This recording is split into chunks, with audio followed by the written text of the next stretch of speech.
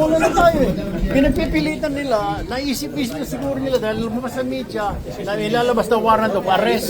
Matapos mag-walkout ang minorya sa Senado noong gabi ng Martes, May 26, lalo pang lumaki ang lamat sa pagitan ng mayorya at minorya. Ito'y matapos igiit ng mayorya na talakayin na ang motion ni Senador Rodante Marcoleta na payagan ang remote o virtual na pagdalo at pagboto ng mga senador sa mga sesyon gamit ang electronic platforms. This is a simple motion, so I move that we divide the House. May I reiterate my motion. Then we can go into the merits and they can try to convince us whether or not we agree.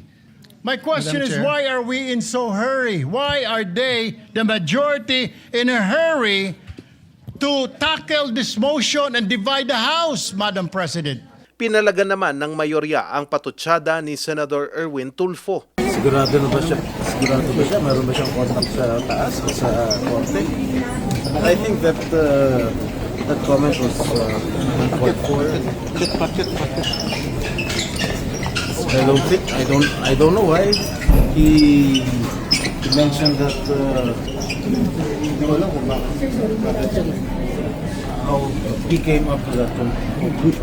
You do not make that kind of statements here in the Senate because you assume good faith from everyone.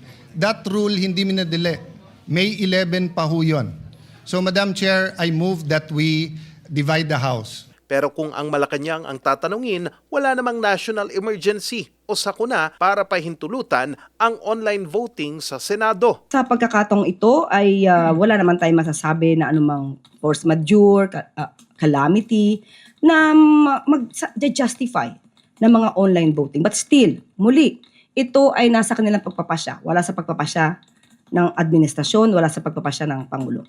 Gayunman, nilinaw ni Undersecretary Claire Castro na hindi nasaklaw ng Malacanang ang anumang pagpapasyang gagawin ng Senado. Sa kabila niyan, magandang pagkakataon daw ito para sa sambayan ng Pilipino para kilatisin palalo ang mga senador. Ito ang magandang pagkakataon para malaman nating lahat kung ang mga liderato ba at mga leaders na ito ay nagtatrabaho para sa bayan o para sa pansarili o pang-iilan lamang.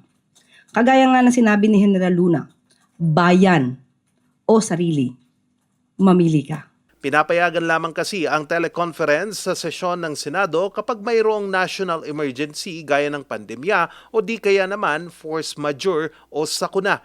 Pero ayon kay Senador Robin Padilla, hindi pa raw ba sapat ang digmaan sa gitnang silangan na nagresulta sa terorismo sa iba't ibang parte ng mundo at ang napipintong pagkakadawit ng Pilipinas sa gera ng Taiwan at China bilang force majeure. Agad naman itong tinabla ni Senador Risa Hontiveros. Ayon kay Hontiveros, hindi maituturing na force majeure ang mga sinabi ni Senador Padilla. Base rin sa Article 1174 ng Civil Code of the Philippines, tinatawag itong fortuitous events o hindi inaasahang pangyayari. Ito ay isang pangyayari na hindi kontrol ng tao at hindi inaasahan gaya ng mga sakuna. Charles Nicolimon, Nation on the Move.